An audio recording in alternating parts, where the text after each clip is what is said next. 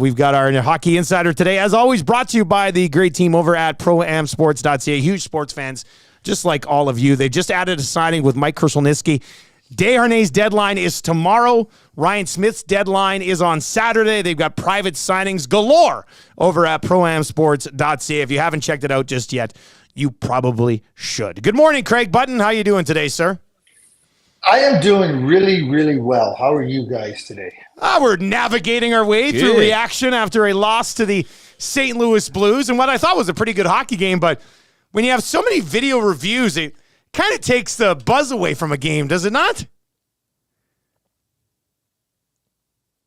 Craig froze. No, he's just thinking. Or he's sitting very still. Deep thought. What do you think about NHL video review, Craig? He's reviewing his answer, I think, is what it is. Craig will reconnect here. Craig, you got us? I got you now. All right, there we go. We're good. We brought up video review, and you froze like this.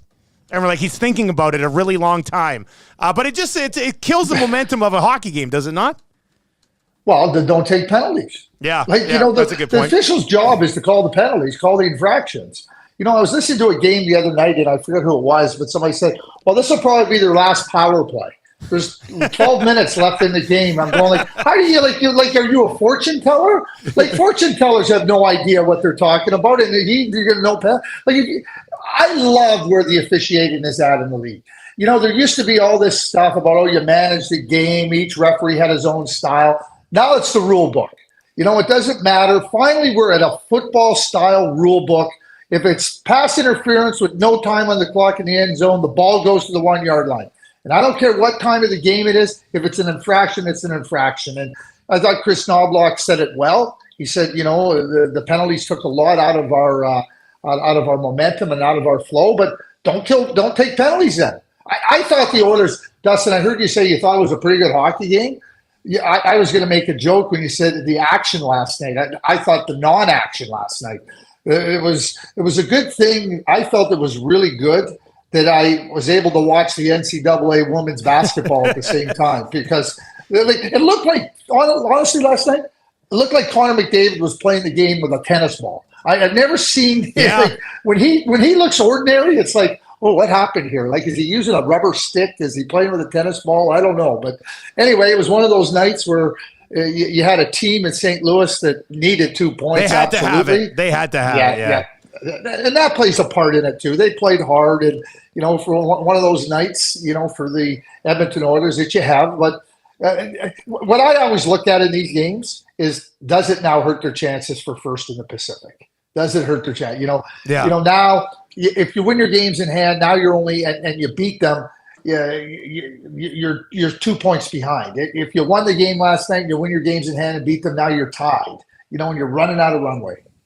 How important is it, do you think, to finish first in the considering there's two pretty good wild card teams here anyway, so you would likely avoid Vegas in a 2-3 matchup and play Nashville or the Kings. So how important is it? I think in the East it's extremely important because you get these teams that probably shouldn't even be in the playoffs, but in the West, how important do you think it is to track down the Canucks? Good. We'll talk about Torterella in a minute, I'm sure, but what I would say is you're right. I mean, the teams in the West right now, is there any advantage? I guess the only advantage would be you have home ice now. You have home ice, at least into the conference final if you finish in first. And that would be the only advantage. Other than that, there's probably not any other significant advantage, because teams are good. Teams are, there's not going to be an easy out in the first round. There's not going to be an easy out in the second round. But in the East, there will be some easy outs. Well, Philadelphia. We'll save it. You're right. We'll get to Tortorella. We were having a conversation in the first hour of the show today, and it was more of a pro Matthias Ekholm conversation than anything else. But we know Connor McDavid is the most important player on the Edmonton Oilers. Who do you think is the second most important player on the Oilers? Wow, that's Ryan Nugent-Hopkins. Whoa! Yeah. Matthias Ekholm, Leon Draisaitl. I was just running through Zach Hyman. I think it's too simple to say there's one next most important player. You look at the way players fit in and work with one another, and the flexibility that they have. last year at the trade deadline or heading into the trade deadline, and I like Matthias Ekholm, but I was really bullish on Jacob Chychrun, and I thought at his salary that he was a really good fit for the Edmonton Oilers. Well, no, I'm not. I don't think he would have been a poor fit. I think he would have been a solid fit. But Matthias Ekholm, Ken Holland hit it out of the park. He hit it right out of the park because that type of defenseman, the way he has bolstered a blue line, and that's what he's done. He's bolstered a blue line. I think Jacob would have added to a blue line. Matthias has bolstered it. He's added strength in significant areas of the group and for the team. And he's so good and he's so confident. And, I always think back, I don't know if you guys remember Magnus Arvidsson. He was a player that played for the Ottawa Senators, and they called him the Mountain Man because he was big and strong. And I think Matthias has a lot of that mountain man quality. It's like, oh, yeah, well, I can lift the 400-pound log. Oh, it's 450-pound log? I'll lift the 450-pound log. I'll just quickly add to the Magnus. Magnus is very much a mountain man name. Well, it it's really the is, Magnus Svensson from the world's strongest, the metrics competition. Yeah, that's what I'm there thinking we go. about. There They're we really go. strong men. Strong men. Yeah. Speaking of mountain men, Craig, there was one in net for the Flyers during the second. That guy, I mean, what is he, 10 foot tall? But please, on the Flyers, John Torterella, I mean, they fall in overtime, get an all-important point in that weird Eastern wildcard race. Let's go. Your thoughts on Torts, the mountain man in goal and the Flyers? Can I give you the quote? Here's the Tortorella quote.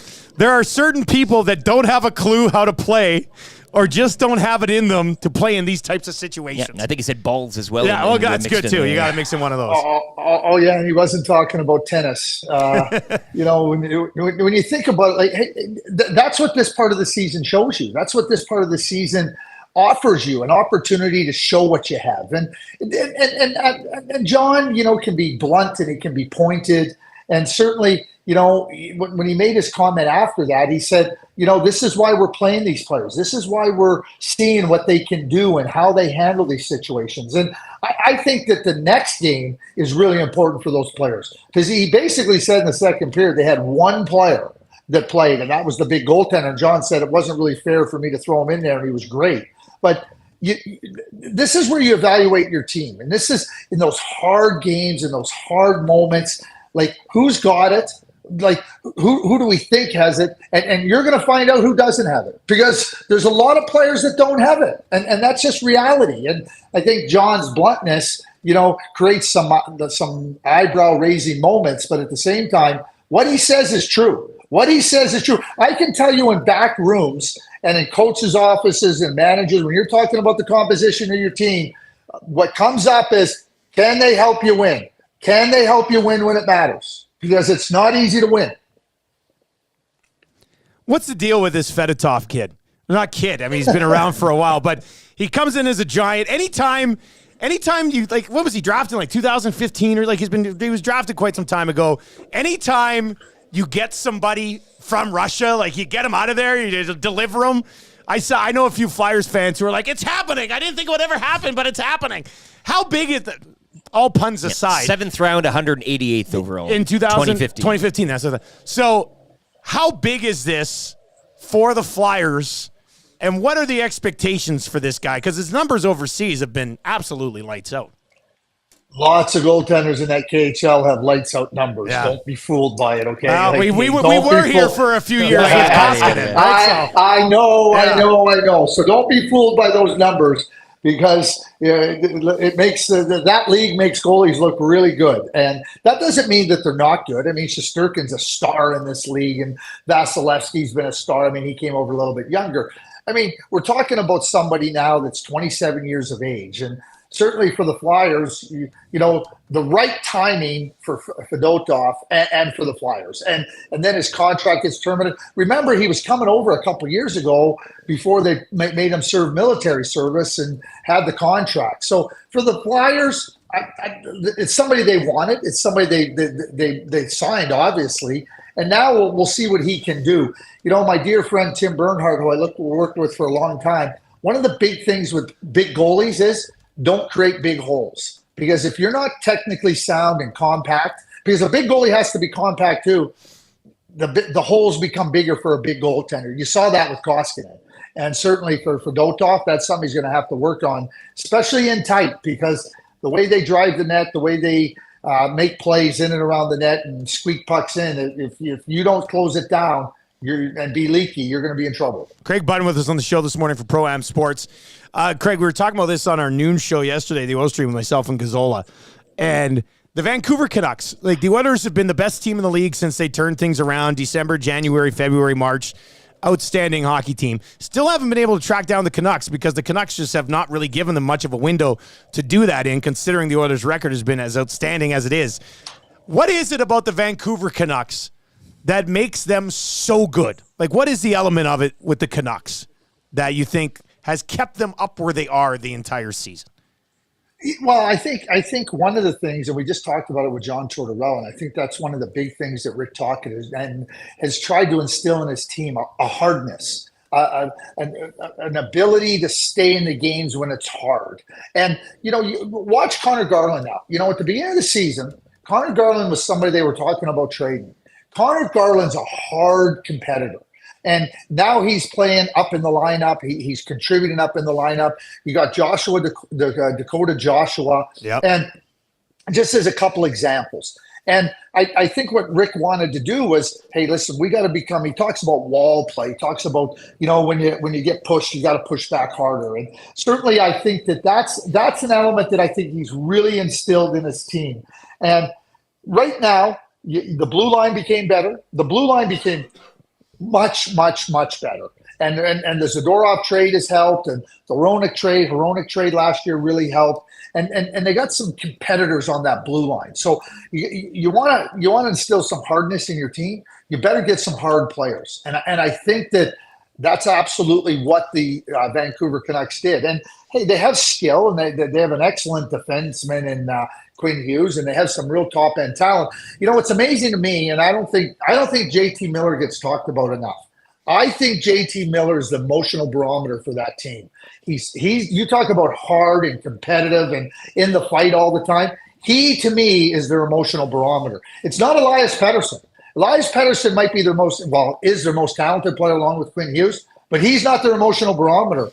I think these playoffs are going to be really interesting for Elias Pettersson to see what he can do when the checking is tighter, the space is smaller, and your time is reduced. Craig, before we let you go, you'd mentioned women's basketball, and we always say great players step up and do great things in great moments.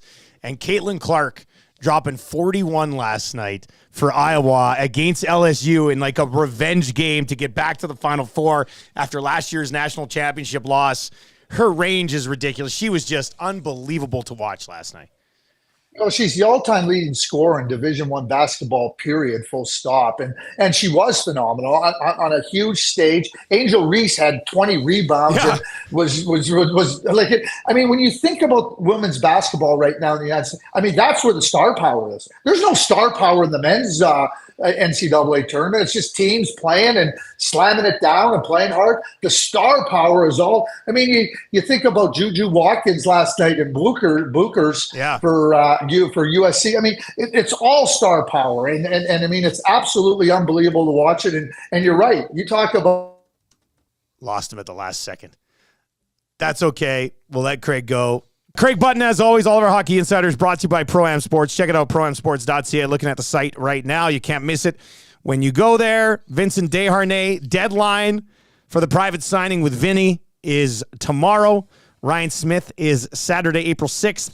And then the private signing with Mike Krushelnyski, the deadline there is Saturday, April 20th. So if you've got any items that you would like to get signed or you want to take a look at what they can offer you over at Pro-Am, visit them online at proamsports.ca. Hell, even